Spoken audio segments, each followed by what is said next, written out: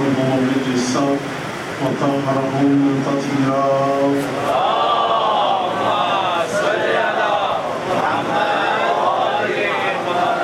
واللعن الدائم على أعدائهم أجمعين.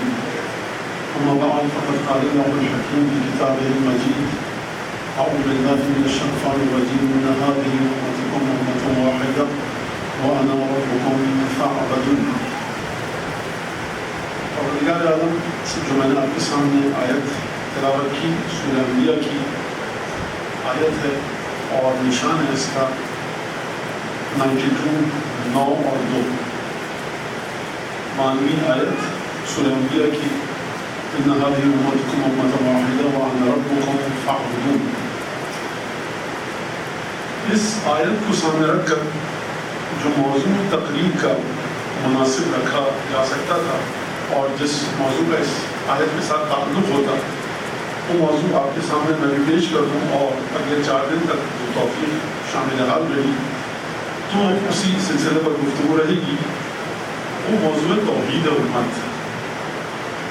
توحید لفظ وحدت سے نکلا ہے اور یہ ایک بڑا مسئلہ ہے کہ امت کو جس چیز کی ضرورت ہے وہ اتحاد کی ہے یا توحید کی. خداوند تبارک و تعالیٰ ہم سے توحید چاہتا ہے یا اتحاد؟ ایک سوال ہے.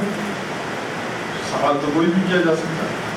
جب فرشتے پروردگار سے سوال کر سکتے ہیں پروردگار زمین پر خلیفہ بنا رہا ہے اتجعل فیہا من یفسد فیہا ویسفک الدماء، تو زمین پر اس کو بھیج رہا ہے کہ جو فساد پھیلائے گا خون بہائے گا.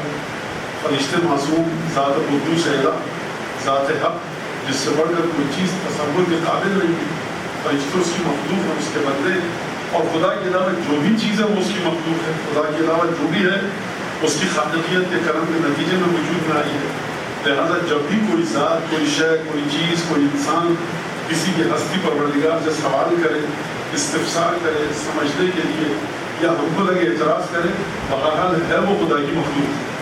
چاہے وہ انبیاء ہوں اولیاء ہوں فرشتے ہوں ملائکہ ہوں جن ہوں انس ہوں. یہ بات واضح ہے. تو جب خدا کے سامنے فرشتے پروردگار عالم سے پوچھ سکتے ہیں جو ان کے دل میں سوال آیا تو ہمیں بھی حق ہے پوچھنے کا کہ بہرحال قرآن کے سامنے جب اس سوال کو رکھا جائے کہ پروردگار تو امت میں اتحاد چاہتا ہے یا توحید. یہ ایک بڑا مسئلہ. پہلے میں اس موضوع کو واضح کر دوں. اتحاد کا مطلب یہ ہے کہ مختلف دھڑے ہوں مختلف سوچ کے افراد ہوں مختلف فکریں ہوں اور ان کو ایک جگہ پر لا کر رکھ دیا جائے. ایک کلاس روم ہے کمرہ جماعت ہے پہلی کلاس دوسری کلاس ہر بچہ اپنے ماں باپ کا بچہ. ایک بچہ کوئی زبان بولتا ہے ایک بچہ کوئی دوسری زبان بولتا ہے. تو ان کو ایک جگہ پر لا کر رکھ دیا گیا اور ان سب سے کہا گیا کہ آپ کو ایک کورس پڑھنا ایک طرح سے چاہیے. مثال دے رہا ہوں مثال ایک طرح سے آپ کے ذہن کو دور بھی کر سکتی ہے. تو یہ ہو گیا سب کو آپ نے لا کر ایک جگہ پہ جمع کر دیا. تو یہ نام ہے کہ اتحاد قائم کر دیا ایک وحدت قائم کر دی. اسکول سے نکلنے کے بعد ہر بچہ اپنے گھر کی سمجھ جائے گا. ایک مرتبہ نہیں آپ بچوں کو لا کر اس طرح سے یکجا ایک مقام پر اکٹھا کریں کہ وہاں پر توحید ہو جائے. توحید کی مثال کیا دوں آپ کو عام زندگی میں. یہاں رکھیے شکر یہاں رکھا ہے پانی. یہ ہے شکر یہ ہے پانی. آپ نے شکر کو اٹھا کر پانی میں ڈالا. گلاس کی تہ میں آپ کو شکر نظر آ رہی ہے لیکن آپ ہلاتے رہے چلاتے رہے. اب جہاں شکر ہے وہیں پانی ہے جہاں پانی ہے وہیں شکر ہے. میں آپ سے کہوں ایک قطرہ اٹھائیے آپ چکھیں گے آپ کہیں گے پانی میٹھا ہے. میں کہوں گا آپ اس میں سے ایسا پانی نکال سکتے ہیں جو مٹھاس جس میں نہ ہو. آپ کے مولا نہیں ہو سکتا کیونکہ پانی کے رگ و پیر ہیں. جہاں تک پانی کا وجود ہے ہر جگہ پر شکر نے اپنے وجود کو پھیلا دیا ہے. اب اس گلاس میں جہاں شکر ہے وہاں پانی اور جہاں پانی ہے وہاں شکر. تو اب سوال اگر آپ کی بات سمجھ میں آ گئی تو امت کو مختلف حصوں میں بانٹ کر یکجا کیا جائے یا کوئی نقطہ پروردگار عالم کسی مقام پر رکھ رہا ہے مسلمانوں کی دیکھو تمہیں اس نقطے پر آنا ہے. ہر امت مصطفیٰ کا ہر شخص امت مصطفیٰ 10 لاکھ 1 ارب 10 ارب لوگوں میں اگر تقسیم ہوئی بھی ہے تو ان سب کو ایک نقطے پر آنا ہے. کسی شخص کو اختیار نہیں ہے کہ اپنی فکر سے اپنی سوچ کے ذریعے دین کے سلسلے میں، پروردگار عالم کے احکام کے سلسلے میں، چاہے وہ اصول دین ہو چاہے فروع دین ہو، اس میں اپنی عقل کو سامنے لائے. جملہ یاد رکھیے گا، کسی کو حق نہیں ہے کہ اپنی عقل کو سامنے لائے. کیوں حق نہیں ہے کہ اپنی عقل کو سامنے لائے؟ کیونکہ پروردگار سورہ انبیاء کی اسی آیت میں جو نامہ کلام میں نے آپ کے سامنے پڑھی، کیا فرما رہا ہے؟ ان ھذہ امتکم امۃ واحدہ وانا ربکم فاعبدون. یہ جو امت ہے تمہاری ہے، لوگوں ہے، مسلمانوں، یہ ایک امت ہے اور میں تم سب کا رب ہوں، لہٰذا میری عبادت کرو. اور پھر اگلی آیت میں فرمایا تقطعوا امرهم بینہم کل الیہ راجعون. پھر پروردگار عالم نے فرمایا کہ لوگوں نے اپنے امر کو ٹکڑوں میں بانٹ لیا. آسان کرنے کی کوشش کرتا ہوں گفتگو کو، لیکن اب ظاہر سی بات ہے کہ مختلف اسباب کے، مختلف ذوقوں کے لوگ تشریف فرمائے یہاں پر، تو میں آسان کر کے بتاؤں. تقطعون کس سے نکلا ہے؟ قاف تو قطعے سے. قطعے کا مطلب کیا؟ توڑ دینا. خدا اس آیت میں یہ نہیں فرما رہا کہ جو میں نے آپ کے سامنے آیت پیش کی تقطعوا امرهم بینہم، کہ ان لوگوں نے اپنے اپنے کاموں کو توڑ دیا، خود بخود ان کا کام ٹوٹ گئے، ان کا دین ٹکڑے ٹکڑے ہو گیا. بلکہ خدا نسبت دے رہا خود ان لوگوں نے کہ جو انبیاء کے پیروکار تھے، خود یہ لوگ جو یہودی تھے، نصارہ تھے، عیسائی تھے، مختلف ادیان الہی کو مانتے تھے، تقطعوا، انہوں نے خود اپنے کام کو ٹکڑے ٹکڑے کیا اور دیکھو کل الیہ راجعون، یہ سب کے سب ہماری طرف پلٹ کر آئیں گے. تو یہاں سے اب ایک سوال اور سامنے آیا کہ آخر یہ توحید امت، میرے خیال سے توحید امت اور اتحاد امت کے بارے میں مزید میں آپ کو سمجھاؤں تاکہ خوب سمجھ میں آ جائے کہ دیکھیے کیا خداوند تبارک و تعالیٰ نے امت کو یہ حق دیا ہے، کیا خداوند تبارک و تعالیٰ نے امت کو یہ حق دیا ہے کہ وہ دین کے سلسلے میں جہاں تک اپنی عقل پر چلے، اس کے بعد خدا کے حکم پر. آخر حق ہم کو کہاں تک دیا اور کون سا وہ ایسا مرحلہ ہے، کون سی ایسی وہ سرخ لکیر ہے، کون سی ایسی وہ ریڈ لائن ہے کہ اگر آپ اس تک آ بھی گئے تو پھر آپ امت رسول خدا نہیں ہیں، آپ پروردگار عالم کو نہیں مانتے. وہ کون سا ایسا مرحلہ ہے کہ جہاں پر خدا نے ہم سے اس اختیار کو چھین دیا ہے؟ یہ جو میں کہہ رہا ہوں کہ اختیار کو چھین دیا، تو اس کا معنی کیا ہے، اس کا مطلب کیا ہے؟ اس کا مطلب یہ کہ پروردگار عالم کہہ رہے ہیں ان ھذہ امتکم امۃ واحدہ. دیکھو یہ میں خداوند تبارک و تعالیٰ کہہ رہا ہوں کہ یہ امت ایک امت ہے. اب اگر ایک امت ہے تو عبادتوں میں اختلاف کیوں ہے، سوچ میں اختلاف کیوں ہے، قرآن کی تفسیروں میں اختلاف کیوں ہے، عبادتوں کے طریقے مختلف کیوں ہیں، کوئی کسی کو جنت میں بھیج رہا ہے، کوئی کسی کو جہنم میں بھیج رہا ہے، اور یہ سب رسول کا کلمہ پڑھتے ہیں. یا تو رسول کے کلمے میں معاذ اللہ کوئی نقص ہے یا امت میں خرابی ہے، کیونکہ خدا اتحاد امت کی بات نہیں کر رہا، توحید امت کی بات کر رہا ہے کہ یعنی اس پوری امت کو ایک نقطے پر آنا ہے. اپنی ذہنی سوچ کو برقرار رکھتے ہوئے ایک مسجد کی چھت کے نیچے، ایک امام باڑے کی چھت کے نیچے ایک پاسپورٹ رکھنے کا نام توحید امت نہیں ہے.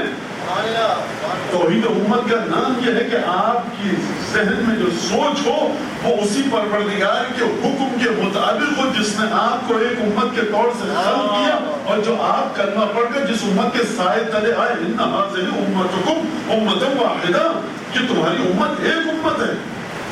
ھذہ امتکم وانا ربکم، میں تم سب کا رب ہوں. فاعبدون، اگر امت ایک ہے اور وہ رب ہے تو عبادت بھی اسی کے مطابق ہونی چاہیے. لیکن پروردگار نے فرمایا یہود و نصارہ کے بارے میں، تفسیر طبری میں علامہ طبری نے لکھا کہ یہ آیت تقطعوا یہود و نصارہ کے بارے میں ہے. سرکار جب نبی ایک ہے، نبی خدا کے حکم سے آئے گا تو یہ آپ یہود و نصارہ تک کیوں رک رہے؟ کہیں پر بھی انسان اپنی عقل کو سامنے رکھ کر خدا کی عبادت کرے گا، اس نے اپنے دین کو ٹکڑوں میں بانٹ لیا، اس نے اپنے دین کو ٹکڑے ٹکڑے کر لیا، دین کے کسی حصے کو مانا، کسی حصے کو ٹھکرایا. اگر خدا کی آیت کی وَتَقَطَّعُوا أَمْرَهُمْ بَيْنَهُمْ كُلٌّ إِلَيْنَا راجعون، انہوں نے اپنے دین کو ٹکڑے ٹکڑے کر لیا. کسی بات کو اچھا سمجھا تو دے دیا، جو بات انہیں بری لگی انہوں نے اس کو ٹھکرا دیا. اب دیکھو یاد رکھو كُلٌّ إِلَيْنَا راجعون، یہ جو پروردگار فرما رہا ہے کہ یہ سب کے سب آئیں گے تو ہمارے پاس لوٹ کر، یعنی یہ جو دین ہے تمہارا یہ حقائق پر مشتمل ہے. یہ ایسی چیز نہیں ہے کہ ہری بتی پر کسی جگہ پر رکنا جائز ہے، کہیں لال بتی پر رکنا جائز ہے. یعنی آپ کے ہاتھ میں یہ قوانین نہیں ہے جو دنیاوی قوانین آپ نے بنائے. پاکستان میں ٹریفک بائیں طرف چلتا ہے, دنیا میں بعض مقامات پر ٹریفک دائیں طرف چلتا ہے, اس میں کوئی حرج نہیں ہے, لیکن کچھ حقائق ایسے ہوتے ہیں کہ جن سے فرار نہیں ہے. اوور اسپیڈنگ کی, کسی گاڑی کو آپ نے مارا, چاہے ٹریفک دائیں چلائیں یا بائیں, پیسے آپ کو دینے ہوں گے. اگر وہ زخمی ہوا تو آپ کی ذمہ داری ہے. ایکسیڈنٹ ہوگا تو وہ ایک ہی بنیاد پر ہوگا کہ اوور اسپیڈنگ یا غلطی کی یا رولز کی, قوانین کی پابندی نہیں کی. تو یہ ہے حقائق, یہ ہے اعتباریات. یعنی کیا مطلب؟ یعنی قبر میں آپ جائیں گے تو پروردگار آپ سے یہ نہیں پوچھے گا کہ آپ کی زبان کون سی تھی, آپ کس خطے میں رہتے تھے. قبر میں جائیں گے صرف اور صرف حقائق اور حقیقتیں. آپ اردو بولتے ہیں, پشتو, بلوچی, سندھی, بروئی, سرائکی, پنجابی, یہ ہیں اعتباریات جو یہاں رہ جائیں گے. قبر میں لے کر جائیں گے امت واحدہ کی صورت میں آپ اپنے آپ کو. تو انسان کو یہ دیکھنا پڑے گا قرآن کی روشنی میں کہ کیا کون سی وہ چیزیں ہیں جو اسی دنیا میں رہ جائیں گی, کون سی چیزیں ہیں جو حقیقت بن کر قبر میں ہمارے ساتھ جائیں گی.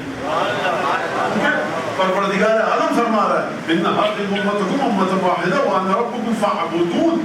یہ ایک امت ہے, میری عبادت کرو. تقدم امرهم بینہم, انہوں نے اپنے امر کو ٹکڑے ٹکڑے کر دیا, توڑ دیا. کل الینا راجعون, لیکن ان کو یہ بھول گئے تھے, لگتا ہے یہ کہ یہ سب کے سب ہماری بارگاہ میں آئیں گے.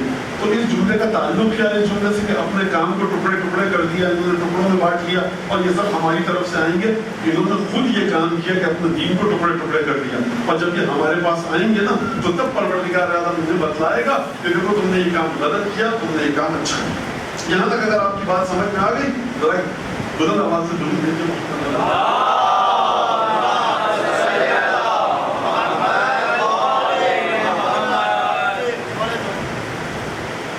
اور پروردگار یہ کسی حد تک تمیری گفتگو آپ کے سامنے.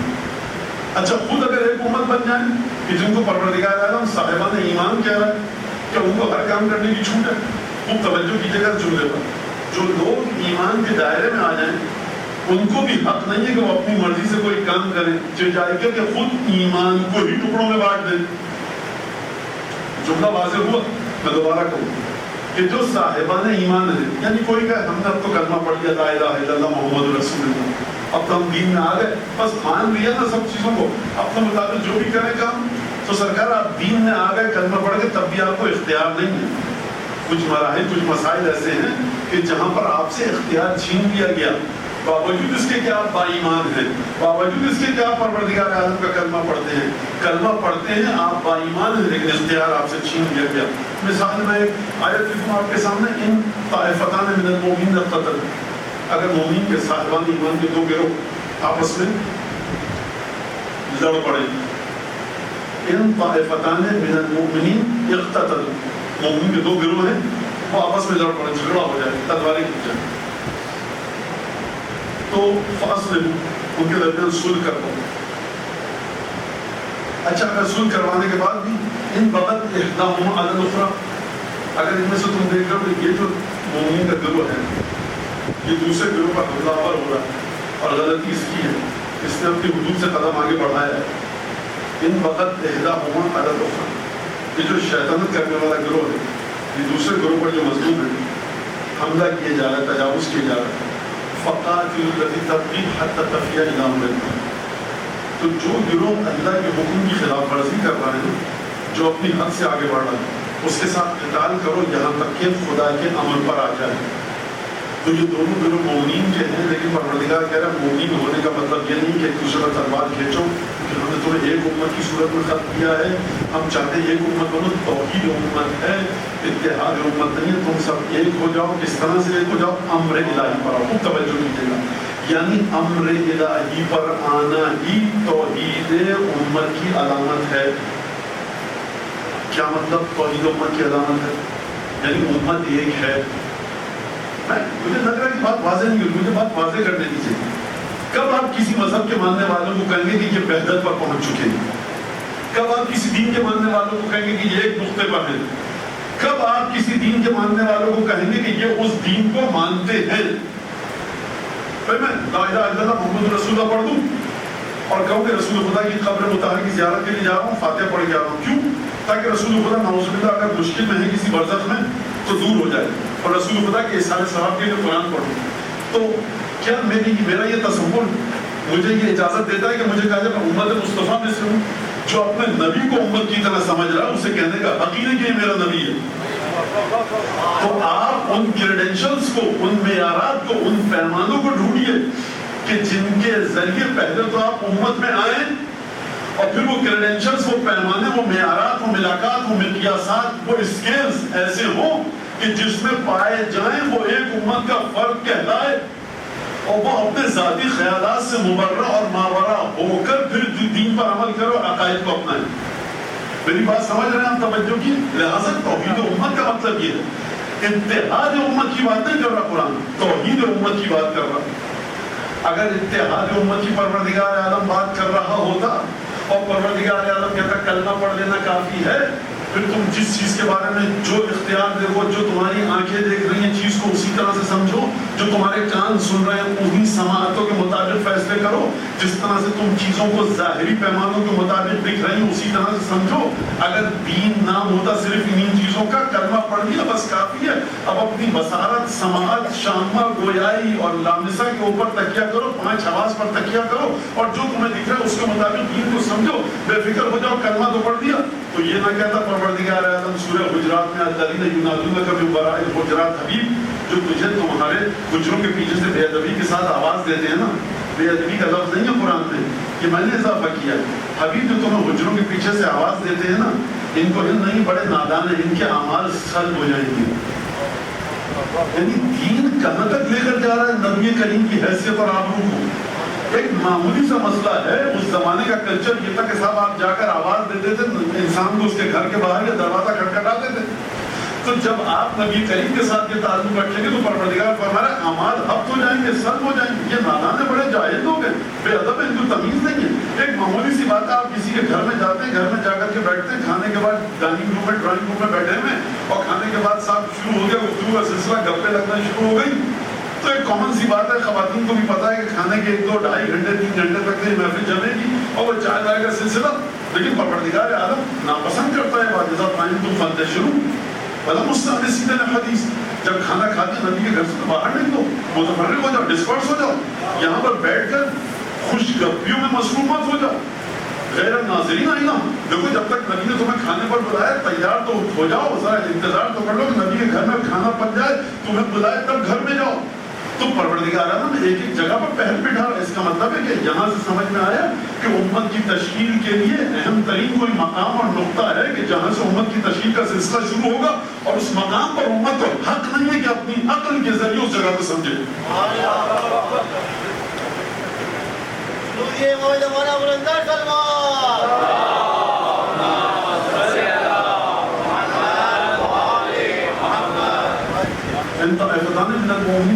اگر مومن کے 2 گروہ آپس میں لڑ جائیں، تلواریں کھینچ لیں، تو فاصلے کو بینہما، ان کے درمیان صلح کر پاؤ.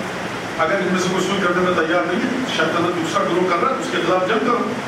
پروردگار یہ بھی کلمہ پڑھتا ہے لا الہ الا اللہ محمد رسول اللہ. کیسے جنگ کریں؟ پروردگار کا حکم آئے گا حتی تفیض امر اللہ.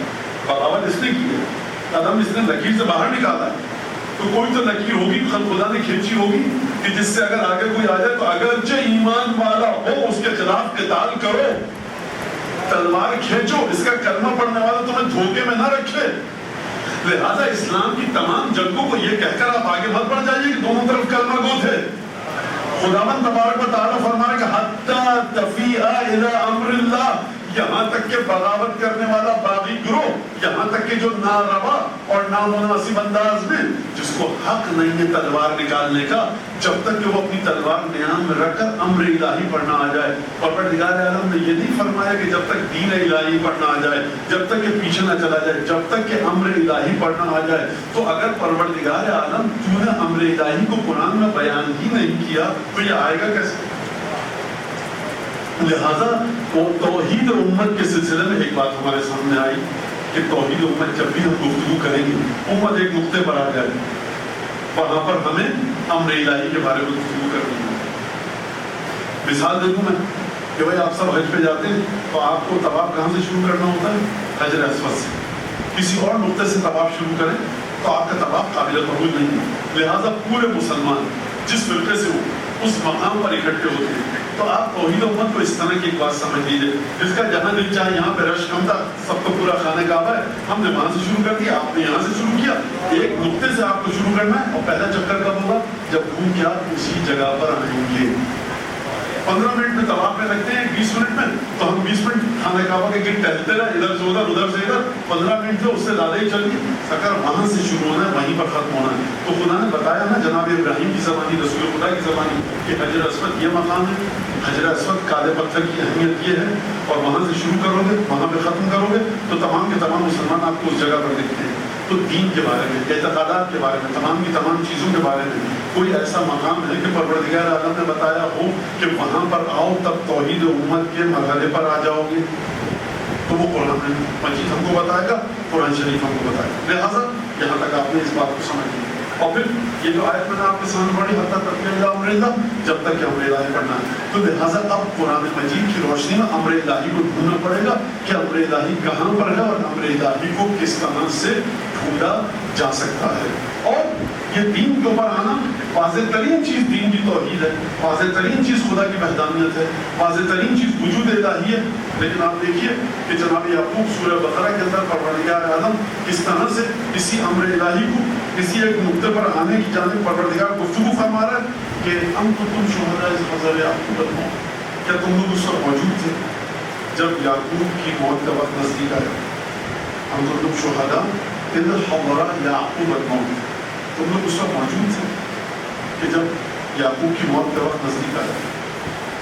تو یعقوب نے قال لبنیہ، پوچھا اپنے بیٹوں سے کہ ما تعبدون من بعدی، تم لوگ میرے بعد کس کی عبادت کرو گے؟ بچوں سے پوچھیں یعقوب کہ میرے بعد کس کی عبادت کرو گے؟ کہا کہ بچوں نے کہا نعبد الہک و الہ آبائک ابراہیم و اسماعیل و اسحاق الہ واحد و نحن لہ مسلمون۔ بابا جان ہم کس کی عبادت کریں گے؟ کہہ دیتے ایک اللہ کی عبادت کریں گے۔ بچوں نے جواب دیا نعبد، ہم عبادت کریں گے الہ آبائک، آپ کے آبا و اجداد کے خدا، ابراہیم جو کہ ابراہیم کا خدا ہے، جو کہ اسماعیل کا خدا ہے، جو کہ اسحاق کا خدا ہے، وہی یہ خدا ہے، ونحن لہ مسلمون، ہم اسی کے بارگاہ میں سر تسلیم خم کرتے ہیں۔ تو اس کا مطلب یہ ہے کہ توحید جیسا آسان ترین مسئلہ کہ جو یعقوب اپنے بچوں سے پوچھ رہے ہیں، نبی ہے، یہ نبی زادے ہیں، تمام کے تمام اپنی اولاد کو توحید کی تربیت دی ہے، لیکن مرتے وقت یہ وصیت کے ساتھ سوال فرما رہے ہیں کہ میرے بعد تم کس کی عبادت کرو گے؟ بچوں نے جواب دیا، بچے جواب دے سکتے ہیں کہ ہم اللہ تعالیٰ کی عبادت کریں گے۔ بچوں نے جواب دیا آپ کے خدا کی، آپ کے آبا و اجداد ابراہیم کے خدا کی، اسماعیل کے خدا کی، اسحاق کے خدا کی۔ یعنی توحید جیسا آسان ترین مرحلہ، توحید جیسا واضح مسئلہ، توحید جیسا واضح موضوع، اس کے اندر بھی پروردگار عالم جب ابراہیم کے، یعقوب کے بچوں کی اور اولادوں کی بات کو نقل فرما رہا ہے تو چاہتا ہے کہ سب سے پہلے جو مرحلہ ہے کہ جہاں پر توحید امت ہے، امت ایک جگہ پر آ جائے، وہ خدا کا تصور ہے۔ جب آپ کے خدا کا تصور ہی واضح نہیں ہوگا تو امت وحدت اور توحید کے مرحلے پر آئے گی کیسے؟ لہٰذا توحید کے اس مرحلے کو انبیاء کے بیٹے بھی ہیں اگرچہ، لیکن کہہ رہے ہیں کہ ہم اسی خدا کی عبادت کریں گے جو ابراہیم کا خدا تھا، اسماعیل کا تھا، اسحاق کا تھا اور آپ کا تھا۔ تو یہاں سے سمجھ میں آیا کہ اگر آپ کسی مقام پر کسی کو نبی سے جدا ہوتا ہوا دیکھیں اور اپنی عقل کو استعمال کرتا ہوا دیکھیں دین کے سلسلے میں، تو پھر یہ توحید امت سے دور ہو رہا ہے۔ یہ کہتا رہے لا کہ میں اسی امت کا حصہ ہوں، یہ اس امت کا حصہ نہیں ہے۔ درود جناب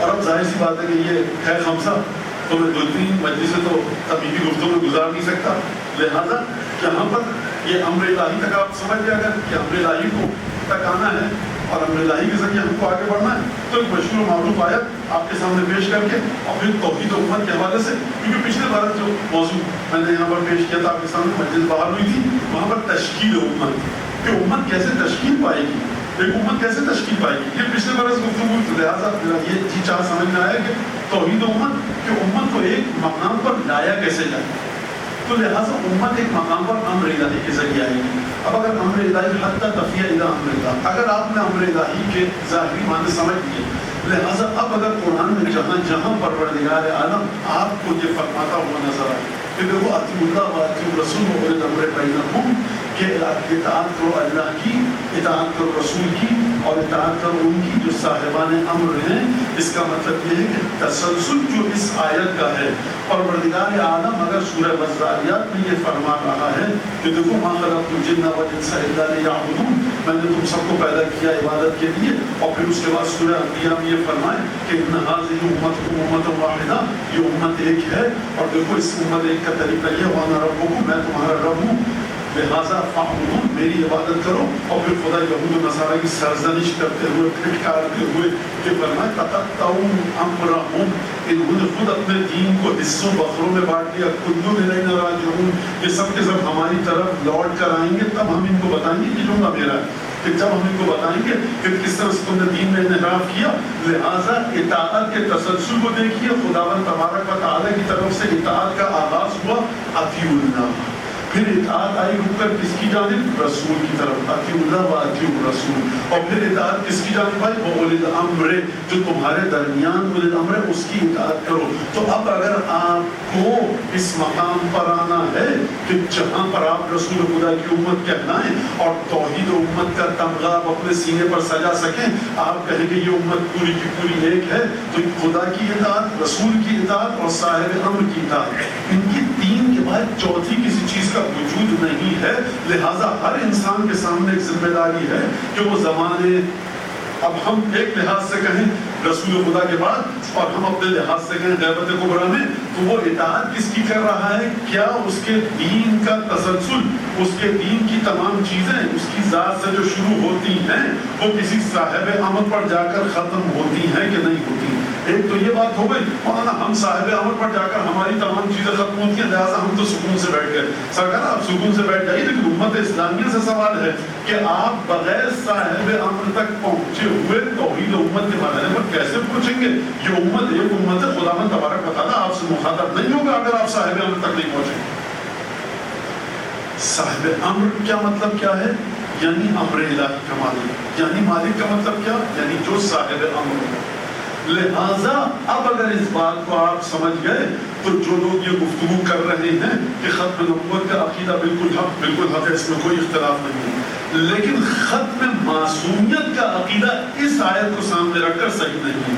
ختم نبوت اپنے مقام پر صحیح ہے، نبوت ختم ہو گئی، لیکن ختم معصومیت کا کوئی اعلان نہیں کر سکتا۔ معصومیت کا تسلسل الگ ہے، ختم نبوت کا عقیدہ الگ ہے۔ ختم نبوت کا عقیدہ اپنے مقام پر حق ہے، لیکن اگر آپ نے ختم نبوت کے عقیدے کو دیکھ کر کہا کہ سب دیکھیں نبی کی اطاعت کرنی، وما کان محمد الابا احد من رجالکم ولکن رسول اللہ وخاتم النبیین، محمد خاتم النبیین ہے، محمد خاتم النبیین ہے، بالکل حق ہے یہ بات کہ نبی کریم کے بعد اب کوئی رسول نہیں آئے گا، لیکن کیا نبی کریم کے بعد کوئی مقام عصمت پر بھی نہیں آئے گا؟ یہ آیت اس بات کا انکار کر رہی ہے۔ لہٰذا یہ جو ہمارے بچے مولانا ختم نبوت بھی ہے، ختم معصومیت بھی ہے، سرکار دو الگ الگ عقیدے تھے، دو الگ الگ عقیدے تھے، دو الگ الگ عقیدے بالکل۔ اور ختم نبوت یہ جو ڈھیروں اتنے سارے صوفیہ عرفاء دراویشہ اور تمام کے تمام بزرگان دین جنہوں نے برصغیر کے خطے میں اسلام پھیلایا، آپ ان کو ولایت کے اس مرحلے تک پہنچ گئے ہیں کہ جہاں وہ مغیر الخود انبیاء کی طرح کے کام انجام دیتے ہیں۔ تو یہ ہو سکتا ہے کہ انبیاء کی طرح کے کوئی کام انجام دے بغیر انبیاء کی مرضی کے؟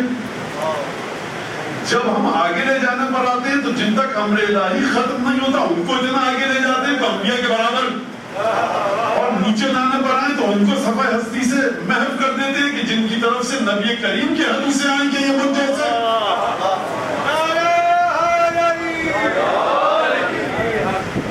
لہٰذا ایک درود پہ جمع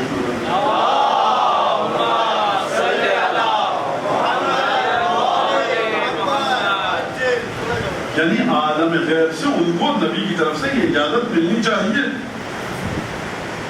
جناب آصف بن بلخیہ کے پاس جو طاقت تھی اور پروردگار، تو وہ واقعہ سب کو پتا ہے، چشم زدن میں پتہ جھپٹنے سے پہلے ملکہ سبا کا جناب بلقیس کا تخت وہ لے کر آ گئے یمن سے فلسطین میں، پتہ جھپٹنے سے پہلے تو وزیر تھے جناب سلیمان کے۔ طاقت جو وسیع اور وزیر بھی ہوتی نبی کے، وہ باطن نبی سے عکس کرتا ہے، نبی کی روح سے عکس کرتا ہے۔ یعنی یہ گویا یہ آیت دلالت کر رہی ہے اس بات پر کہ جناب سلیمان کو تخت نہیں لائے، ان کا وزیر آیا، لیکن وزیر کی طاقت دیکھو کہ جو صاحب امر، لہٰذا جناب آصف بن برقیہ نبی نہیں تھے، وسیع تھے، نبی کے وزیر تھے، لیکن کچھ طاقتیں منتقل ہوتیاں بھی، کتنی طاقتیں یہ الگ بحث ہے۔ لہٰذا یہ آیت اطیعوا اللہ واطیعوا الرسول واولی الامر منکم، میں بات کو سمیٹوں اور پھر یہاں سے اگلے مرحلے میں داخل ہوں۔ کیا سمیٹ رہا ہوں میں بات کو کہ سب سے پہلے تو دیکھیے کہ آپ یہ نہیں کہہ سکتے کہ نبی ختم نبوت ہو گئی، بات ختم، اولی الامر منکم کہا جائے گا۔ اور خداوند تبارک و تعالیٰ اطاعت کا حکم دے رہا ہے کہ اطاعت کرو اولی الامر کی، تو اس اولی الامر کی اطاعت کا حکم دے سکتا ہے کہ جو کبھی گناہ کر چکا اور بھول چوک کے اور بقیہ تمام واجبات کو انجام دے، اگر اس اولی الامر کی اطاعت کا حکم دے گا اور اولی الامر کو اس معنی میں مانا جائے کہ جو بھی تخت پر بیٹھ جائے، جو بھی مسند نشین ہو جائے، جس کے پاس بھی حکومت آ جائے تو یہ غلط کام کا حکم بھی دے گا اور صحیح کام کا بھی۔ تو پروردگار کیا کتاب نازل کی، اپنی اور اپنے رسول کی اطاعت کے ساتھ ایسے بادشاہوں کی اطاعت کا بھی حکم دیا جو کبھی فسق و فجور کا حکم دے اور کبھی نیک کاموں کا حکم دے، جن کی تیرے نبی کی روح سے کوئی تعلق نہ ہو۔ تو یہ امر اگر تیرا مالک یہ ہے تو پروردگار یہ امر الہی، جب ہم جائیں گے مومنین کی صلح کروانے تو وہ کہیں گے صاحب امر الہی کا مطلب یہ ہے۔ اب دیکھیے بڑا مسئلہ کی توجہ آپ کی ہے کہ نہیں، میں دوبارہ آیت کو پڑھ دوں۔ ان طائفتان من المؤمنین اقتتلوا، ابھی آیت پڑھی نا، دو مومن کے گروہ ٹکرا گئے، آپ نے کہا کہ صلح کرواؤ، اچھا یہاں تک جو صلح نہیں کر رہا اس کے خلاف تم بھی تلوار بھیجو، اس کو انسان نہ پہنچا، اس کا دماغ ٹھیک کرو، یہاں تک کہ وہ امر خدا پر آئے۔ اب جب امر خدا پر آیا تو یہ امر خدا کیسے دیکھا جائے گا؟ صاحب جو بادشاہ سلامت ہے ان کے عمل پر آ گیا، انہوں نے حکم دیا، اگر اس کے مطابق ہے تو کوئی اور کہے گا ہم فلاں بادشاہ کے حکم کے مطابق ہیں، کوئی کہے گا ہم فلاں بادشاہ کے حکم کے مطابق ہیں، ہم فلاں حکمران کے حکم کے مطابق ہیں، ہم فلاں حاکم کے حکم کے مطابق۔ تو امرہم امر اللہ، پروردگار عالم کا امر ایک ہے۔ یہ بادشاہوں کی کثرت کے ساتھ تو پروردگار عالم کا امر بھی کثیر ہو جائے گا۔ توحید امت کی بات ایک مقام تک آنا ہے، ایک نقطے تک آنا ہے، لہٰذا وہ ایک نقطہ ایسا ہونا چاہیے کہ اس میں اتنی ہی طہارت ہو کہ جتنی نفس رسول اللہ میں ہوتی ہے، جتنی نفس انبیاء میں، تاکہ آپ صاحب امر الہی کے کام کو خدا سے نسبت دے سکیں، ایٹریبیوٹ کر سکیں۔ کلو الیہ راجعون، کل آپ جائیں گے خدا کی بارگاہ میں تو کہیں گے مولانا نے ہم کو کہا تھا اس لیے ہم نے یہ کیا۔ یہ مولانا آپ کو امام تک لے کے جا رہے تھے یا نہیں جا رہے تھے، صاحب امر الہی تک لے کے جا رہے تھے یا نہیں جا رہے تھے، وہ چیز جو امر الہی تھی اس تک لے کے گئے تھے یا نہیں گئے تھے، کیونکہ آپ کو خدا کو جواب دینا ہے۔ لہٰذا اس آیت کو اور اس بیان کے بعد عقیدہ ختم نبوت اپنی جگہ پر حق ہے، حقیقت ہے، اٹل ہے، لیکن عقیدہ ختم معصومیت قرآن کے واضح عقائد سے ٹکراتا ہے۔ نہ صرف یہ کہ ٹکراتا ہے، قرآن مسترد کرتا ہے پوری طاقت کے ساتھ ختم معصومیت کے عقیدے کو۔ قرآن باطل قرار دیتا ہے ختم معصومیت کے عقیدے کو۔ آیت میں ایک پڑھ دوں آپ کے سامنے اور پھر اس کے بعد بات کو آگے بڑھائیں۔ بہت مشہور آیت ہے اور اتنی پڑھی گئی اب تو بچے کو یاد ہے کہ پروردگار عالم فرما رہا ہے کہ آیت کا ترجمہ پڑھوں گا، آپ کے سامنے ترجمہ آ جائے گا، ان کنتم تحبون اللہ فاتبعونی یحببکم اللہ ویغفر لکم ذنوبکم۔ دیکھو اگر تم اللہ سے محبت کرتے ہو، دعویٰ کرتے ہو تو میری اتباع کرو، رسول خدا فرما رہے ہیں میری اتباع کرو، یحببکم اللہ، اللہ تم سے محبت کرنے لگ جائے گا، ویغفر لکم ذنوبکم، تمہارے سارے گناہ معاف کر دے گا۔ تو یہ بات جب ہو جائے گا شخص نبی کریم کی اتباع کے بعد مکمل لحاظ سے، اور اس کی پاکیزگی اور طہارت کہاں تک پہنچے گی؟ اب اس کو ضرورت نہیں ہے خدا سے محبت کرے، بلکہ خدا اس سے محبت کرے گا۔ جب خدا اس سے محبت کرے گا، ذنوبکم جمع کا صیغہ ہے، تمہارے سارے کے سارے گناہ معاف کر دے گا، تو پاک و پاکیزہ تو یہ بھی ہو جائے گا، گناہ سے دور یہ بھی ہو جائے گا۔ لہذا گناہ سے دور ہونے کا معنی یہ ہے کہ کچھ لوگ ایسے ہوں گے کہ جن کی ذات سے تمام گناہ پروردگار عالم مٹا چکا ہوگا، کس کے صدقے میں؟ اتباع رسول کے صدقے میں۔ اور اگر آپ یہ کہیں کہ عصمت ختم ہو چکی ہے رسول خدا کے بعد، تو جب ہم یہ حدیث نقل کرتے ہیں کہ صحابہ تمام کے تمام ستاروں کی طرح عادل ہیں، جس کی پیروی کرو گے فلاح پا جاؤ گے، تو سرکار صحابہ کی تعداد 1,20,000 2,00,000 2,50,000 ہے۔ جب آپ یہ کہیں جس کی پیروی کرو گے فلاح پا جاؤ گے، تو خود یہ روایت، اب یہ اور بات ہے کہ میں اپنے نظریے کے مطابق اس حدیث کو صحیح مانوں یا غلط، ایک مرحلہ، دوسرا مرحلہ اس کے بعد اگر ڈسینڈنگ آرڈر میں آئے تو خود یہ حدیث کیا صحابہ کی سیرت کے ساتھ متفق ہے کہ نہیں ہے، ایک اور بات۔ تیسری چیز، قرآن کیا اس حدیث کی صحت پر دستخط کرتا یا نہیں کرتا، یہ غلط بات۔ یہ تین مرحلے بحث کے ہیں، میں صرف یہ نقل کر رہا ہوں جو کتابوں میں پڑھا اور میرے بچے اور نوجوان جانتے ہیں۔ تو لہٰذا یہ حدیث جب آپ نقل کرنے پر آئے سرکار تو آپ نے کہہ دیا کہ تمام کے تمام صحابہ آ گئے، اور اس کے بعد آپ نے کہا جس کی پیروی کرو گے فلاح پا جاؤ گے. تو یہ فلاح کب پائے گا انسان؟ جو تو رسول خدا کا جملہ تھا، کہہ دو لا الہ الا اللہ تفلحون، لا الہ الا اللہ کہہ دو فلاح پا جاؤ گے، میں ہوں تو تمہارے سامنے رسول. تو یہ نبی کریم کی ذمہ داری ہے، یہ اس شخص کی، اس ہستی کی جو مرحلہ عصمت پر ہے کہ تم اگر میری پیروی کرو گے فلاح پا جاؤ گے. یہ تو پروردگار عالم رسول کے بارے میں کہہ رہا ہے، ان کنتم تحبون اللہ فاتبعونی، میری اتباع کرو بس.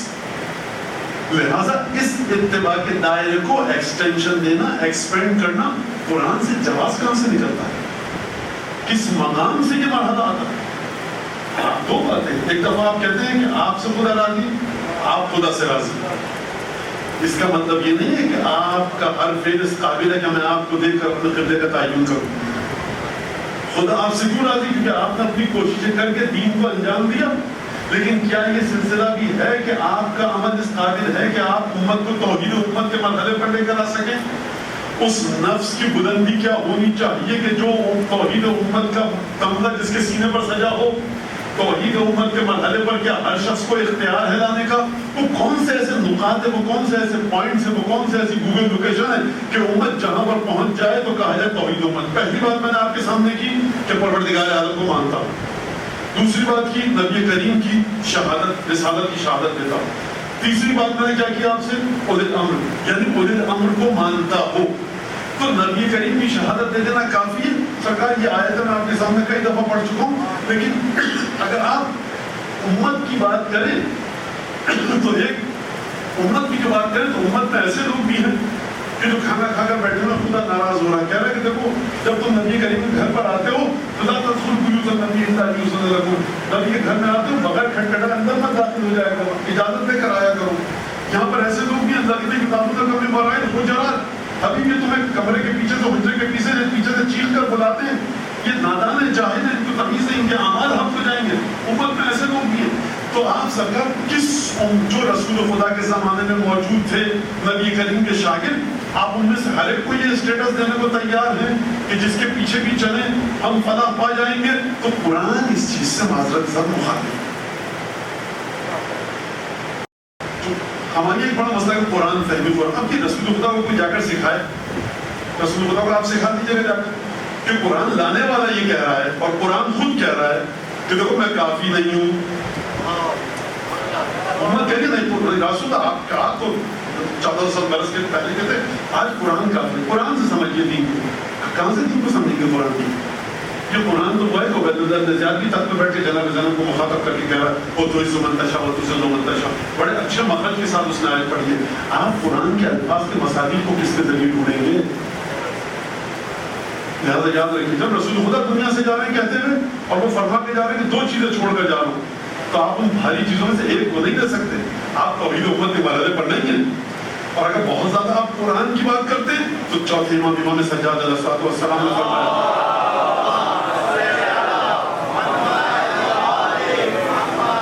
ان هذا القرآن يهدي للتي هي اقوم. جب رسول اللہ اس آیت کا معنی کیا ہے کہ یہ قرآن اس چیز کی طرف اشارہ کرتا ہے کہ جو بہت مضبوطی کے ساتھ اپنے مقام پر گڑی ہوئی ہے. تو امام سجاد نے فرمایا اس سے مراد ہے امام.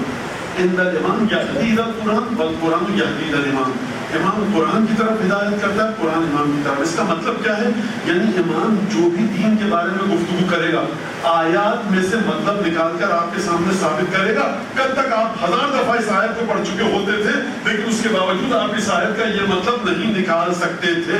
آج جب امام الزالیوں کو آپ کے سامنے روشن کریں گے تب آپ کے سامنے یہ دکھے گا آپ کو یہ امام اس طرح سے قرآن کی طرف ہدایت کرتا ہے. قرآن ہدایت کیسے کرتا ہے امام کی طرف؟ یعنی قرآن تمام کی تمام چیزوں کو سمیٹ کر لاتا ہے ہدایت اور گمراہی کی طرف. 2 چیزیں قرآن کی نظر میں بڑی بری، ایک چیز بڑی بری ہے وہ ہے گمراہی، ایک چیز بڑی اچھی ہے ہدایت. قرآن جب سمیٹ کر لاتا ہے اچھائی اور برائی کو تو گمراہی اور ہدایت میں تقسیم کر دیتا ہے. اور قرآن جب اچھائی اور برائی کو سمیٹ کر لاتا ہے تو ہادی اور مضل کے درمیان سمیٹ کر رکھ دیتا ہے. توجہ ہے آپ کی؟ قرآن کہتا ہے کس کے پیچھے چلو؟ اس کے پیچھے جو ہادی ہے، جو صاحب ہدایت ہے. کس سے دور ہو جاؤ، کس سے بھاگ جاؤ؟ جو مضل ہے، جو گمراہ کر رہا ہے اس سے بھاگ جاؤ. اور قرآن یہ 2 انسان ہادی اور مضل. اور جب قرآن چیزوں کو اچھائی اور برائیوں کو سمیٹ کے لا رہا ہے تو کہہ رہا ہے دیکھو ایک ہے ہدایت اور ایک ہے گمراہی. ہدایت کی طرف جاؤ، گمراہی سے بچو. گمراہی اور ہدایت ایبسٹریکٹ نہ ہونا. یعنی کیا مطلب؟ یعنی گمراہی کسی کی ذات میں ہوگی, ہدایت کسی کی ذات میں ہوگی. جس کی ذات میں ہدایت ہوگی وہ ہے ہادی, جس کی ذات میں ہوگی گمراہی وہ ہے مضل. یہاں تک اگر آپ بات سمجھ گئے. اب قرآن کیا فرما رہا ہے؟ افمن یہدی الی الحق احق ان یتبع ممن لا یہدی الا ان یہدی. وہ شخص جو خود ہدایت پر ہے اور ہدایت کر رہا ہے, کیا یہ اس کا حق ہے کہ اس کے تم پیچھے چلو, یا اس کے پیچھے چلو کہ جس کو ہدایت نصیب نہیں ہوتی مگر یہ کہ اسے کوئی آ کر ہدایت کرے؟ تو آپ نے دیکھا, اور اس سے پہلے ایک اور بنیادی صفت پروردگار عالم پیش کرتا ہے. وہ کیا پیش کر رہا ہے؟ افلا تعقلون, افلا یعقلون, افلا تتفکرون. یہ تفکر کیوں نہیں کرتے؟ یہ عقل سے کام کیوں نہیں لیتے؟ تو یاد رکھیے گا, عقل سے کام لینے کا اختیار آپ کو پورے دین میں نہیں ہے. صرف ایک بنیادی ترین چیز میں عقل کے ذریعے آپ کو کام لینا ہے, جو قرآن دعوت دے رہا ہے, توحید میں, رسالت میں, معاد میں, امامت میں اور عدل الہی میں. اور اس طرح کے جو دوسرے اصول ہیں. کیا مطلب؟ یعنی وہ اصول ہیں جو عقل کے ذریعے انسان کی سمجھ میں آ سکتے ہیں. جو قرآن مجید آپ کو عقل کی جانب آنے کا حکم دے رہا ہے, اگر انسان کی عقل اتنی پاک و پاکیزہ ہوتی تو ایک آیت اتارتا پروردگار عالم قرآن میں, افلا تعقلون. یہ تک ڈھیر سارا قرآن حاصل کرنے کی کیا ضرورت ہے؟ یعنی قرآن نے آپ کے سامنے وہ راستے رکھے کہ جن کے ذریعے تم ان شخصیات کو پہچانو کہ جن میں یہ خصوصیت ہے. شان نزول کے ساتھ احادیث کو وارد کیا, ان آیات کو رکھا, ان آیات کی روشنی میں ان اشخاص کی شخصیت کو دیکھو, ان شخصیات کی ذات کو ان آیات کی روشنی میں پرکھو, تب جا کر تم کہیں صحیح شخصیات تک پہنچ سکو گے. یہ معنی ہے امام سجاد کے اس قول کے کہ قرآن ہدایت کرتا ہے امام کی طرف. یعنی اگر قرآن مجید یہ فرمانا افمن یہدی الی الحق احق ان یتبع ممن لا یہدی الا ان یہدی, وہ شخص جو خود ہدایت کا مالک ہے اس کی ہدایت کر, اس کے پیچھے چلنا چاہیے, یا وہ شخص جو گمراہ ہے خود ہدایت کا محتاج ہے اس کے پیچھے چلنا چاہیے. یہ قرآن مجید نے آپ کو دو جملے دے دیے. اب آپ جا کر صحیح تاریخ کے ذریعے, احادیث کے ذریعے, رسول خدا کی سیرت کے ذریعے, رسول خدا کے ارشادات کے ذریعے آ کر اس آیت کے دائرے کو سمجھیے. سرکار, یہ وہ مقام ہے کہ جہاں قرآن محتاج ہے قرآن ناطق کا.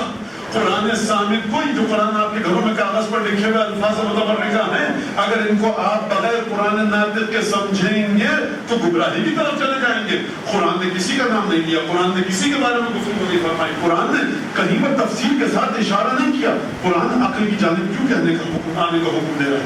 توجہ کرو, عقل کو استعمال کرو, عقل کو استعمال کرو. یعنی کیا مطلب؟ یعنی قرآن کی آیتیں, اس کا کوئی تو معنی و مصداق ہوگا, اس کوئی تو شخصیت ہوگی جو ان آیات کے معنی کی مالک ہوگی, کوئی تو شخصیت ہوگی جس پر یہ آیات نازل ہوئی ہوں گی, جن کے لیے یہ آیتیں نازل ہوئی ہوں گی. جا کر ان کو دیکھو, ڈھونڈو, وہ کیسے سامنے آئیں گی؟ قرآن کی جلد کے آخر میں کہیں کسی کے گھر میں قرآن ہے کہ جو نام لکھا ہوا, یا قرآن کے شروع میں کہ فلاں آیت فلاں کے پاس نازل ہوئی. یہ مولانا مفسرین نے لکھی ہے شان نزول. مفسرین کے لیے معذرت کے ساتھ آیت اخیر ان کے لیے نازل ہوئی ہے. مفسرین بھی معصوم ہے آپ کے مذہب میں کیا مفسرین میں بھی کوئی پیغمبر گزرا ہے؟ مجھے کیوں حق نہیں ہے کہ میں اس مفسر کی بات کو غلط ثابت کروں؟ کون سی حدیث آئی ہے نبی کریم کی طرف سے جو یہ مفسر کا اس کی بات کو مانوں؟ سوال ہے بڑا منطقی لاجیکل. سنی ہو چاہے شیعہ ہو, کسی بھی دین کا تعلق رکھتا ہو, مجھے حق ہے کہ نہیں ہے؟ اگر مجھے حق ہے, اس کا مطلب یہ ہے کہ نبی کریم کی ذمہ داری ہے کہ وہ آیات کے معانی کو واضح کریں. اور وہ کس کے ذریعے واضح کریں گے, کس طرح سے واضح کریں گے؟ اس کی زندگی ایسی ہونی چاہیے کہ کسی کو اس کی ذات میں شک نہ ہو کہ جو تمام معانی آئیں گے وہ اسی ذات کے ذریعے ہیں. محمد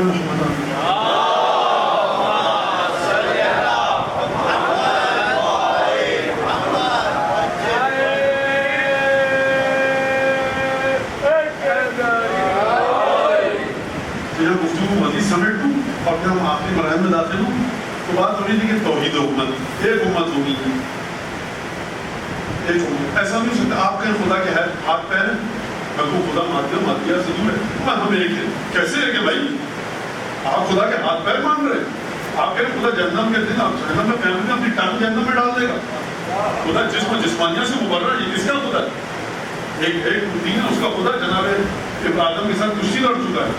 ایک دین ہے, اس کا خدا باپ بن چکا ہے. اور ایک دن وغیرہ کل اللہ.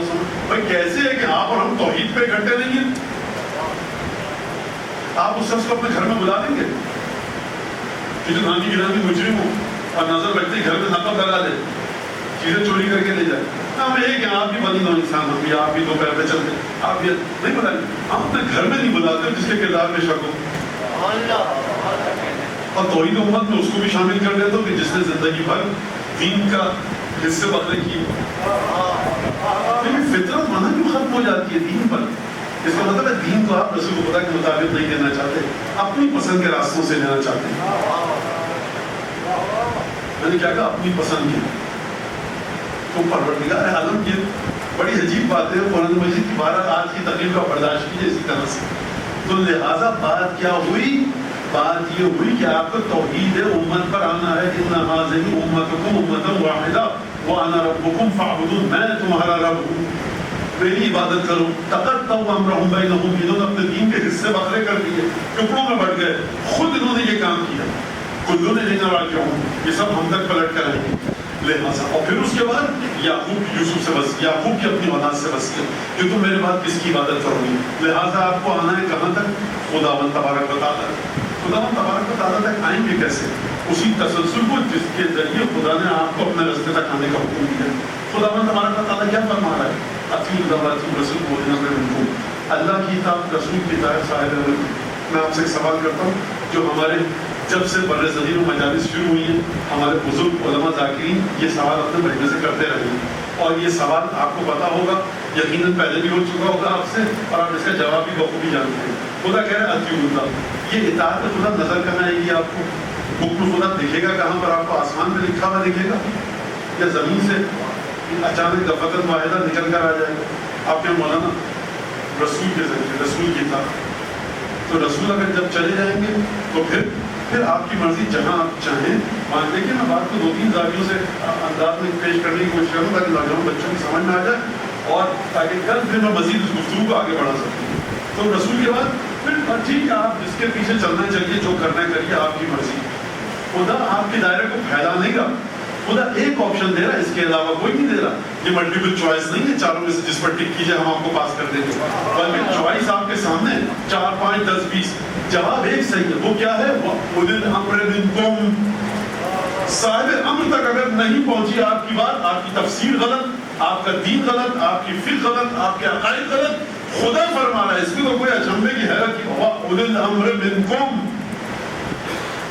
یہ نہیں مانا نہیں کہ اولي الامر منکم بادشاہ جو ہم میں سے الیکٹ ہو جائے، سلیکٹ ہو جائے. کہاں سے سمجھے؟ کہاں سے سمجھے؟ منکم سے. تم میں سے جو صاحب اختیار ہے، صاحب امر ہے. تو میں کہوں سرکار یہ جو منکم ہے، اگر آپ نے اس کو اسی معنوں میں دیا تو آپ چلے تھے امامت کو بگاڑنے کے لیے، تو رسالت خطرے میں پڑ جائے گی. سورہ توبہ کی آخری آیت سے پہلے والی آیت، لقد جاءکم رسول من انفسکم، تمہارا رسول تم میں سے آیا. تو مکے میں جتنے غلیظ کام ہوتے تھے، الیاذ باللہ کسی کی جرأت ہے کہنے کی رسول اتنی نہیں سکتے. ہاں جو مانتا ہے مکے والوں کی طرح سے ہی تھے، اس کو اس میں کوئی حیا نہیں آتی کہ رسول رسالت سے پہلے تمام غلط کام کر گزرے. اس کو کوئی حیا نہیں آتی کہنے. لیکن ہمیں حیا آتی ہے مقام عصمت رسول سے. ہم منکم کا معنی یہ کرتے ہیں کہ ان کے درمیان سے، ان کے درمیان سے ہونا الگ ہے، ان جیسا ہونا الگ ہے. اگر ان جیسا ہوتا تو پروردگار عالم اطاعت کا حکم نہیں دے رہا ہوتا. تو آپ نے توجہ کی کہ یہاں تک بات امر الہی تک آپ کو پہنچنا ہے، اور امر الہی پر پہنچنے کے بعد ہی توحید کی صورت میں آپ آئیں گے. توحید امت یعنی ایک امت کی صورت میں آپ قیامت کے میدان میں داخل ہوں گے. اب یہ ایک امت کس طرح سے جائیں گے اور وہ ایک امت کس طرح سے بنے گی، یہ انشاءاللہ گفتگو آئے گی. ظاہر سی بات ہے آپ کے سامنے آج کی گفتگو یہیں تک آپ سمجھ لیجیے کہ سب سے پہلے امت کو متحد کرنے کی کوشش مت کی. جس کے سین جہاں سمائے وہ چلا جائے، آپ اس کو متحد نہیں کر سکتے. ایک بات. دوسری بات، جو خدا کی ذمہ داری ہے کہ خدا ایسے راستے بتائے کہ جس کے ذریعے امت توحید کے مرحلے پر آئے. اگر وہ نہ بتائے اور پھر اس کے بعد امت اپنے امر کے درمیان بگاڑ پیدا کر لے اور اپنے دین کے حصے بکھرے کر لے، پھر یہ نعوذ باللہ حجت ہمارے پاس خدا کے خلاف ہے. لیکن اگر خدا نے رستہ بتایا ہے کہ دیکھو یہ میرا نبی آیا، یہ تم امت بنے، اب دیکھو یہ نسخہ بتا رہا ہوں جس کے ذریعے امت توحید کے مرحلے پر آئے. خوب توجہ کیجیے گا، میں چوبارہ دہرا رہا ہوں اس بات کو کہ اتحاد امت کی بات نہیں ہو رہی قرآن میں، بات ہو رہی ہے توحید امت کی. لہذا توحید امت کس طرح سے بنے گی اس کو سمجھیے کہ توحید امت کس طرح سے بنے گی. اور توحید امت کے اندر مسائل کیا پیش آئیں گے کہ کس طرح سے امت ایک مرحلے پر توحید امت ہوگی. مولانا خدا نے فرمایا انا ربکم فاعبدون، میں تمہارا اللہ ہوں، میری عبادت کرو. تو آپ اللہ کی عبادت کیجئے تو آپ توحید امت کے مرحلے پر پہنچ جائیں گے. آپ اتنا بکھیڑا کیوں پھیلا رہے ہیں؟ اتنی بات تو پھیلا کہ مشکل بات نہیں ہے. آپ کے 1 گھنٹے سے رٹ لگائے ہیں توحید امت. خدا فرما رہا ہے اسی آیت کو پڑھ لیجیے انا ربکم فاعبدون، میں تمہارا رب ہوں، میری عبادت کرو. تو سرکار عبادت ہوگی اس وقت جب حکم خدا آئے گا. میں کیوں کالے پتھر کو جا کے چوموں خانے کعبہ کے پاس؟ میں تو پہاڑی کو جاتا ہوں کیوں بھاگ دوڑ کروں؟ میں کالے پتھر کے کیوں چکر کاٹوں؟ خدا کا حکم مولانا کیجئے. تو خدا کا حکم کیسے ملا؟ رسول کے ذریعے. رسول تو چلے گئے، آپ کیا کرو گے؟ بس جیسے کرنا کر لیجئے. تو میاں وہ ٹکڑا کہاں گے آیت کا اولد امر.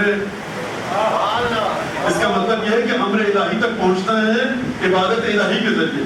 عبادت الہی ملے گی حکم الہی کے ذریعے. تو یہ حکم الہی آئے گا خدا کی طرف سے. خدا کو آپ نے دیکھا نہیں، آئے گا رسول کی طرف سے. اگر رسول پر آ کر قرآن نے گفتگو کو ختم کر دیا ہوتا تو مجھے بھی حق نہیں تھا کہ میں اپنے اس خمسے کا موضوع یہ رکھوں. لیکن قرآن مجید رسول کے بعد، رسول خدا کے بعد صاحبان امر کی بات کر رہا ہے. اور اگر کوئی میرا دوست یہ کہے کہ وہ امر بالکل مولانا ہم میں سے جس کو الیکٹ کر لیجیے، سلیکٹ کر لیجیے، اچھا سا آدمی ہو، سفید داڑھی ہو، پیشانی پر نشان ہو، پر ٹھیک ہے یہ وہ نظام صاحب امر کی ہو گیا. سرکار کی بات ہو رہی ہے امر خدا کی، یہ کہاں سے کرنا منکم سے. تو میں نے جواب میں سورہ توبہ کی آخری آیت سے پہلے والی آیت 188 آیت پڑھی، لقد جاءکم رسول من انفسکم. سورہ جمعہ جو نماز جمعہ میں آتے ہیں وہاں پر کیا پڑھتے ہیں؟ یسبح للہ ما فی السماوات و ما فی الارض الملک القدوس. اور اس کے بعد کیا پڑھتے ہیں؟ هو الذی بعث فی الامیین رسولا منہم. خوب توجہ کیجیے، منہم کا مطلب ہے ان میں سے. اگر خدا کہتا کہ ان کے درمیان تو کہنا چاہیے تھا فیہم، ان کے درمیان.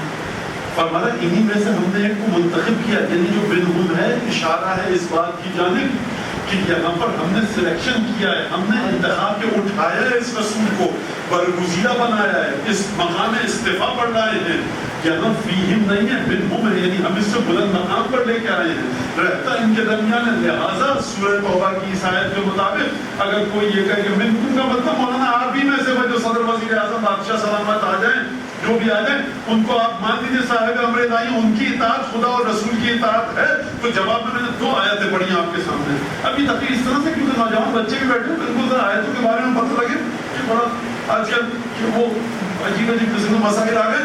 لہٰذا منکم اور منہم کا مطلب یہ نہیں ہے کہ انہی جیسا ہوتا انسانیت کے لحاظ سے جیسا. انما انا بشر مثلکم یوحی الی، میں تم جیسا انسان ہوں. فرق اتنا سا کہ مجھ پر وحی آتی ہے. تو یہ کوئی چھوٹا فرق ہے کہ وحی آتی ہے. لہٰذا اولل الامر کی طرف آنا ہے. جب اولل الامر پہ آئیں گے تب آپ کہلائیں گے کہ میں امت مصطفیٰ سے ہوں اور تب امت ایک ہوگی. لہٰذا کوئی رونا نہ مچائے، زیادہ رونا پیٹنا نہ کرے کہ ہم ایک امت ہے. ایک امت کے لیے آپ کو امر الہی پر آنا پڑے گا. توحید امت اس وقت نہیں، ایک امت اس وقت. سرکار آپ خانہ کعبہ کی طرف رخ کر کے نماز پڑھتے ہیں تو کہا جاتا ہے فرزندان توحید میں مکے میں بقرعید منائی یا عید الفطر کی نماز ادا کی یا خدا نے جمعۃ الوداع کی نماز ادا کی یا پاکستان میں فرزندان توحید، یہ سب کو آپ فرزندان توحید کہہ رہے ہوتے ہیں. آپ فرقوں میں نہیں بانٹتے. کیوں نہیں بانٹتے؟ کیونکہ سب نماز پڑھنا خدا کی اور سب کا منہ کس طرف ہے؟ خانہ کعبہ کی طرف. فرقوں کا اختلاف خانہ کعبہ کی طرف رخ کرنے سے آپ کو موڑتا نہیں ہے. کیوں نہیں موڑتا؟ کوئی فرقہ کہہ سکتا ہے کہ ہم خانہ کعبہ کی طرف رخ نہیں کریں گے، وہ نہیں کہہ سکتا. کیوں نہیں کہہ سکتا؟ کیونکہ امر الہی پر اکٹھا ہونے کی نشانیوں میں سے ایک نشانی یہ ہے کہ اہل قبلہ ہو، قبلے کی طرف رخ کر کے نماز پڑھے. تو اس کا مطلب یہ ہے کہ کلمہ پڑھ دینا کافی نہیں ہے، آپ کو خانہ کعبہ کو آخری قبلہ ماننا پڑے گا. تو جس طرح سے ظاہری عبادت کے لیے آپ کہتے ہیں کہ ہمارا رخ اس طرف ہو، یہ آپ کا باطن، یہ آپ کی روح، یہ آپ کی فکر، آپ کی سمجھ، اس کا بھی کوئی قبلہ ہے کہ نہیں ہے؟ تفکر تدبر حیوان بھی کرتا ہے. کوئی کڑوی زہریلی جھاڑی آپ اسے دے دیجئے وہ سونگے گا. گوشت خور جانور گوشت کو سونگتے ہیں، اگر سڑان کی بو آ جائے تو وہ نہیں کھاتے. اس کے وجود اس تقریر کے آخری مراحل کا نتیجہ ہے، بس آج کی تقریر کا توجہ سنیے گا. اس کا جو جانور ہے حیوان گوشت خور، اس کی لائف کا اسٹیٹس کیا ہے؟ وہ جتنا بھی اسینڈنگ آرڈر میں چلا جائے، جتنا بھی بلند مرحلے پر چلا جائے، اس کا ہے لائف کا جو اسٹیٹس ہے زندگی کا، وہ کیا ہے؟ زندہ رہے، نیوٹریشن پہنچتا رہے، تکثیر نسل کرے، اپنی جیسی نسل کے سلسلے کو آگے بڑھائے. دشمن سے اپنا بچاؤ کرے, آرام کی جگہ کو توجہ کے ساتھ ڈھونڈے. خوب توجہ ہے, اس کی لائف کا اسٹیٹس یہی ہے. لیکن جب لائف کا اسٹیٹس یہی ہے, خدا نے اس کو عقل و شعور دیا, بلی سے کہا گوشت کو سونگو, سونگا, زہریلا ہے, سڑان ہے, نہیں کھاتی نہیں. گھاس پسند نہیں آئی, گھاس خور جانور کو جو چارہ کھاتا ہے وہ اس منہ نہیں مارتا, کیونکہ اس کی لائف کا اسٹیٹس ہی یہاں تک ہے.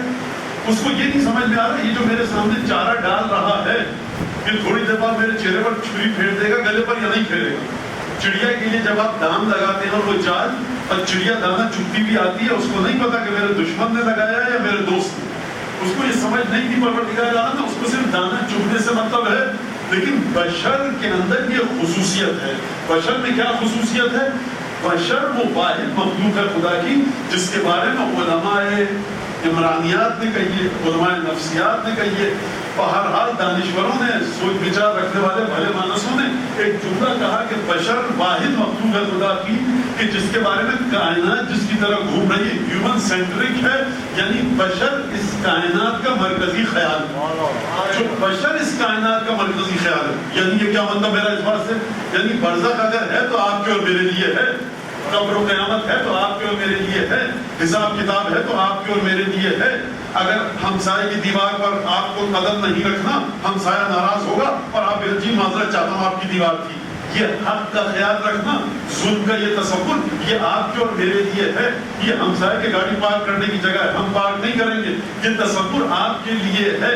یہ میرا مال نہیں ہے, اس کا مال ہے. یعنی تمام کی تمام چیزوں میں آپ کچھ ویلیوز کو, کچھ اقدار کو مد نظر رکھتے ہیں اگر آپ ایتھیسٹ ہیں. اور اگر آپ خدا کو مانتے ہیں, آپ ہندو ہیں, سکھ ہیں, عیسائی ہیں, جین ہیں, بدھسٹ ہیں, کرسچن, یہودی ہیں, کہتے ہیں مجھے جواب دینا پڑے گا. کون جواب دے گا اس دنیا میں؟ اوپر والے کو. کوئی کہتا ہے, کوئی کہتا خدا کو. برزخ کا حساب کتاب ہے, یعنی ملک و ملکوت و قبر و قیامت و برزخ و پورے صراط آپ کے گرد گھوم رہا ہے. یہ جس بشر کو خداوند تبارک و تعالیٰ نے اتنی طاقت دی ہے, تو کیا اس کی ضروریات صرف یہیں تک ہیں کہ وہ اپنی جسمانی ضروریات کو مد نظر رکھے اور پھر اپنی عقل کے قبلے کو کسی بھی طرف لے جائے؟ کیا پروردگار عالم نے پابند کیا ہے کہ وہ جانور ہیں, ان کا شعور یہیں تک ہے, ان کے وجود کی توجہ, اٹینشن اور ان کا کنسرن صرف یہی ہے کہ وہ ان چیزوں کو مد نظر رکھیں, اپنے آپ کو بچائیں, اپنے آپ کے لیے نیوٹریشن حاصل کریں, غذائیت حاصل کریں اور پلتے جائیں اور بڑھتے جائیں اور اپنے جیسے کچھ اور جانوروں اور حیوانات کو وجود میں لائیں. لیکن اگر انسان کا مرکز ہے یہ پوری کائنات اور برزخ سے لے کر قبر و قیامت سب انسان کے لیے ہے, تو پھر اس انسان کے بارے میں سوچنا ہوگا کہ اس کے تفکر کی طاقت کو, تدبر کی طاقت کو, اس کی سوچ کو, اس کی نفسیات کو پروردگار عالم نے, جس طرح سے آپ بریلوی ہیں, دیوبندی ہیں, اہل حدیث ہیں, سلفی ہیں, شیعہ ہیں, سنی ہیں, آپ جس فرقے سے تعلق رکھتے ہیں, عبادت آپ کو کرنی ہے قبلے کی طرف رخ کر کے. یہ ظاہری اٹھک بیٹھک کے لیے ہے. جانور کاٹا پروردگار, یہ بیچارہ معصوم جانور ہے, جس کو کیا قبلے کی تمیز, تم کو تو ہے قبلے کی طرف رخ کرو, ہم نہیں کر رہے, موڑ دیا بھائی دیکھو کوئی مت کھانا. پروردگار یہ بڑے اچھے دیندار آدمی ہیں, قرآن پڑھتے ہیں, نمازی پرہیزگار ہیں, سفید داڑھی, پیشانی میں سجدے کا نشان, جہاں بوجھ کے قبلے کی طرف کر دیا تو کیا ہوا؟ اینما تولوا فثم وجہ اللہ, جہاں بھی منہ کو پھیرو وہاں خدا ہے. پروردگار یہ کیا مذاق ہے, ہم نہیں مانتے. پروردگار کہ بھائی جانور حرام ہو گیا اور زیادہ بحث کی آیت پر ٹھکرائے تو کافر بھی ہو جاؤ. ایک اتنے سے مسئلے سے. تو میرا سوال یہاں پر جا کر میں آپ کے سامنے اپنی آج کی تقریر کو ختم کروں, مسائل کی طرف ہوں کہ اس بشر کی سوچ کا قبلہ ہے کہاں پر. اگر بشر کی سوچ کا کوئی قبلہ ہے اور یہ سوچ ایسی ہے کہ جو آپ کی شخصیت, آپ کا جسم گل سڑ جائے, معذرت چاہتا ہوں آپ سے, مطلب معاشرے کا آپ سب کا جسم انشاءاللہ نہیں گلے گا اور آپ کی خبر میں انشاءاللہ امیر مومنین آئیں گے اور میں آپ مطلب مجھ جیسے گا, آپ کا نہیں مجھ جیسے گا, یہ بدن گل سڑ جائے گا.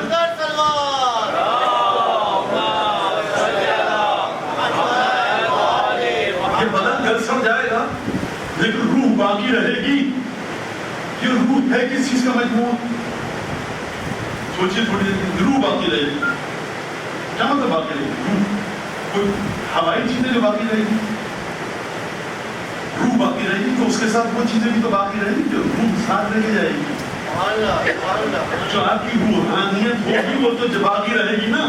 اگر آپ ہندو ہیں سر, پھر میں کہہ رہا ہوں آپ سے مطلب ہمارے جہاں سے وطن میں معلوم ہے وہاں پر آپ یعنی جنت پکڑی. اگر آپ کی روح باقی رہے گی, آپ جس ہندو سکھ عیسائی کہ اگر روح باقی رہے گی تو روح کے ساتھ روحانیت بھی تو باقی رہے گی. اگر وقت باقی ہے تو وہ چیزیں بھی تو باقی ہیں جو وقت کے دائرے میں آتی ہیں. اگر روح میری باقی رہے گی قبر میں, قیامت میں, برزخ میں, تو وہ چیزیں جو میری روح کے ساتھ منسلک ہیں وہ بھی تو باقی رہیں گی کہ نہیں رہیں گی.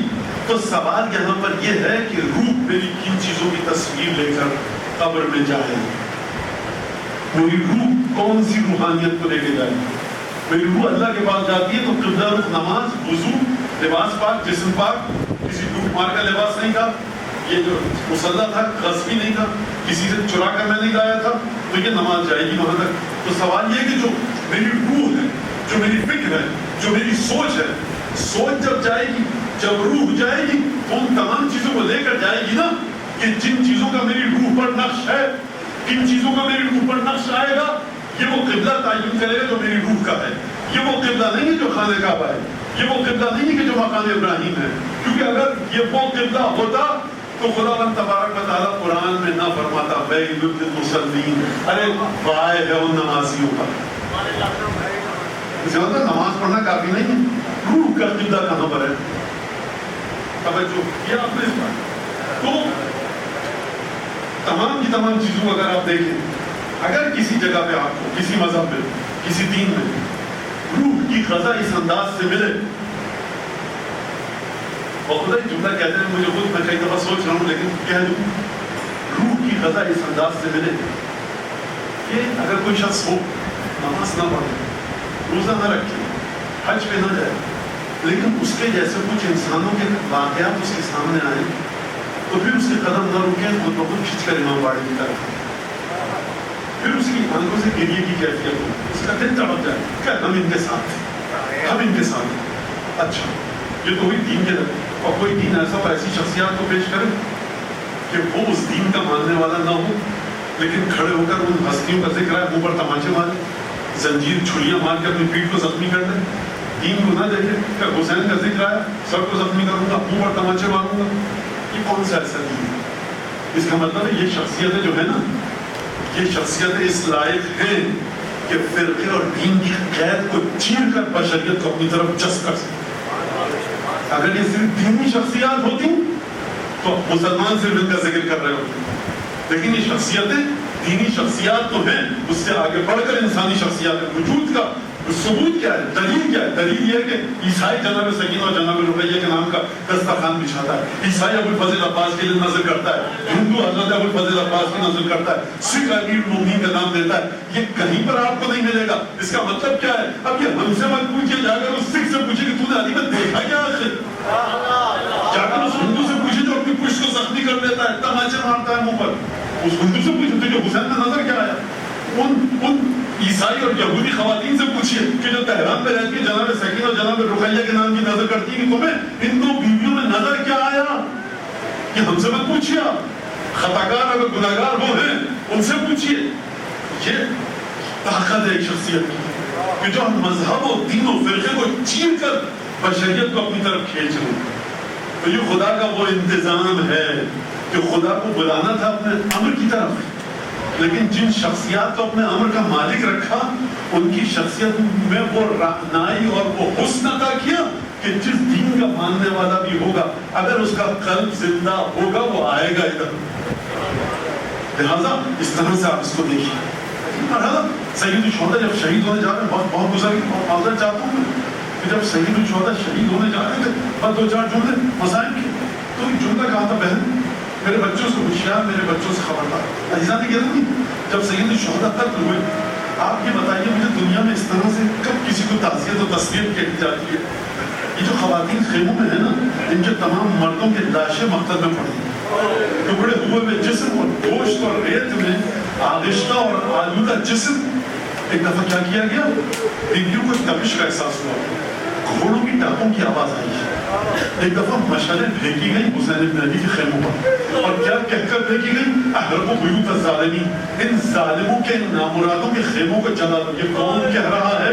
یہ رسول کا کلمہ پڑھنے والے کہہ رہے ہیں۔ ایک دفعہ خیموں میں آگ لگی، ان خیموں میں وہ بیویاں ہیں جو پیاس کی شدت کی وجہ سے بے جان ہو چکی ہیں، بس ایک خیمے سے دوسرے خیمے میں، دوسرے سے تیسرے خیمے میں۔ ایک دفعہ خیموں میں جو بھگدڑ مچی، ایک دفعہ کسی نے سید سجاد کا شانہ ہلایا، بیٹا سید سجاد بتاؤ کیا کریں، خیموں میں جل کر مر جائیں یا اپنے پردے کی حفاظت کریں؟ امی اماں اپنی جان کی حفاظت کی، جب جو بھگدڑ مچی تو یہ تمام بیویاں خیمے سے باہر نکلی۔